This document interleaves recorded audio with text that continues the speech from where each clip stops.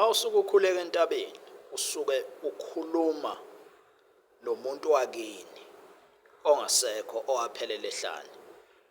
Uma ngabe nje uthi uyokhuleka entabeni ingoba unolwazi lokuthi kunomuntu wakini owaphelela ehlane waphelela entabeni. Ngale kwalokho uma uke wayokwenza lokho wayokhuleka entabeni kanti akekho umuntu wakini owaphelela entabeni, uzwazi ukuthi uzethwesa umthwalo okumele ususe ngelinye ilanga emahlombe akho. Lokho kuyingozi kakhulu.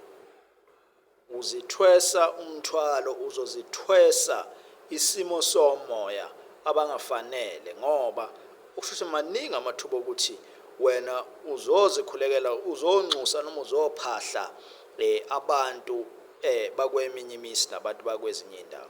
Baningi ke omoya abagcwele umhlaba nje abahleli entabeni, abahleli egangeni. Baswela bona abantu abasuke befana nawe abangakwazi ukuqonda kahle izinto ukuthi zihamba kanjani.